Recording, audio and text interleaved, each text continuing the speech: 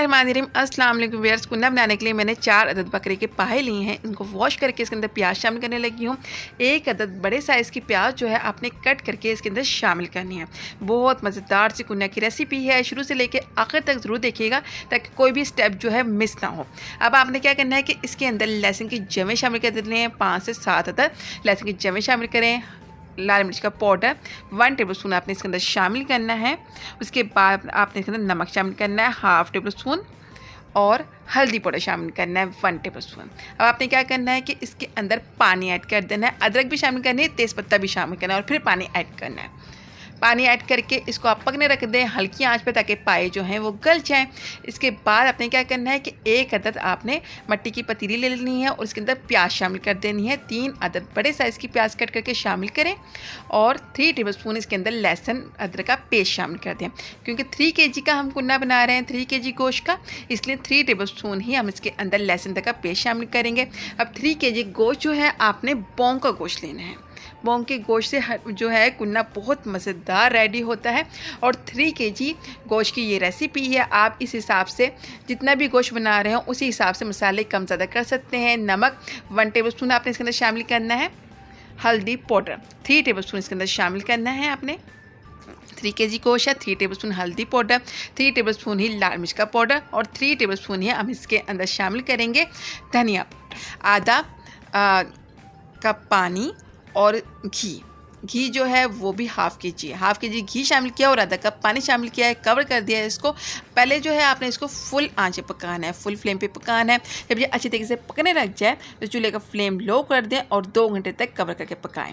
1 घंटा हो गया है। 1 घंटे बाद मैं आपको दिखाती हूँ। देखिए इसकी लुक देखें कितनी अच्छी हो गई है। थोड़ा सा इसको मिक्स कर लें। मिक्स करने के बाद चेक करें बोटी कितनी गली है, उसी हिसाब से मज़ीद पकाना है।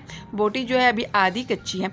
अब हम इसको मज़ीद जो है 1 घंटा कवर करके पकाएंगे और 1 घंटे के बाद आपको दिखाते हैं। 1 घंटा हो गया है इसको पकते हुए। मज़ीद मैं आपको दोबारा से इसको दिखाती हूँ 1 घंटे के बाद। ये देखें टोटल 2 घंटे हो गए हैं। 2 घंटे के बाद मैंने चूल्हा का फ्लेम जो है बहुत ज़्यादा लो कर दिया है और बोटी को चेक करते हैं। बोटी जो है बहुत अच्छी सी गली हुई नज़र आ रही है, बहुत अच्छी गल गई है बोटी जो है। अब आपने क्या करना है कि आपने इसके अंदर शामिल करना है 1 छोटा कप दही। फेंट कर दही शामिल कीजिएगा। चलें जी, दही शामिल कर दिया है। दही को मिक्स करें और उसको अच्छे तरीके से पकने दें। इतनी देर पकाएं कि जो हमने इसके अंदर घी शामिल किया था वो अलग हो जाए। अब हम पाए चेक कर लेते हैं। पाए भी तकरीबन गल गए हैं। ये देखें पाए जो हैं वो अच्छे तरीके से गल चुके हैं और इसकी यखनी जो है वो अभी भी बाकी है। यखनी हमें चाहिए। अब हम क्या करेंगे कि पाए जो है वो हम उठाएंगे और इसको शामिल कर देंगे गोश्त के अंदर। तमाम पाए, सिर्फ पाए शामिल करने हैं, आप यखनी शामिल नहीं करनी। आप इसको मिक्स करें अच्छे तरीके से। जो पाए हमने इसके अंदर शामिल करे हैं इसको अच्छे तरीके से मिक्स करें और इतनी देर मिक्स करें कि ऑयल अलग हो जाए। अब आपने लेना है 1 कप आटा और 20 अदद बादाम ले लेने हैं। छिलका उतार लेना है उसका और इसके अंदर थोड़ा सा पानी शामिल करना है। तकरीबन आप आधा कप पानी शामिल कर लें ये ताकि ये अच्छे तरीके से ब्लेंड हो जाए। अब आपने क्या करना है कि इसको अच्छा सा ब्लेंड कर लेना है। अच्छा सा ब्लेंड कर लें, तमाम चीज़ें मिक्स कर देनी हैं। ये देखें जी तमाम चीज़ें मिक्स हो गई हैं। अब ये जो हमने आटा बनाया था वो इसमें शामिल कर दें और इसको मज़ीद मिक्स करें। इतनी देर मिक्स करें कि जो घी है वो अलग हो जाए। ये देखिए इतनी देर हमने मिक्स किया है, 5 से 10 मिनट लगे हैं। घी जो है अलग हो गया है। जब घी अलग हो जाए तो आपने क्या करना है कि इसके अंदर यखनी शामिल करनी है। यखनी शामिल करने का जो तरीका है वो ये है कि यखनी जो है वो आपने इस तरीके से शामिल करनी है कि पहले यखनी को जो है छान लेना है। क्योंकि यखनी के अंदर हमें साबित चीज़ें शामिल करनी थी, प्याज, लहसुन, अदरक, तेज़पत्ता, छान के ही शामिल कीजिएगा। छान के सारी यखनी जो है इसके अंदर शामिल कर दें। थोड़ा सा इसको मिक्स करें और मिक्स करने के बाद देखें कि कितना शोरबा इसमें बना है। शोरबा कम है। अब मैं इसके अंदर जो है 1 कप पानी शामिल करने लगी हूँ। अब शोरबा जो है मुझे ठीक लग रहा है। इसको कवर करके आपने मज़ीद आधे घंटे के लिए पकाना है।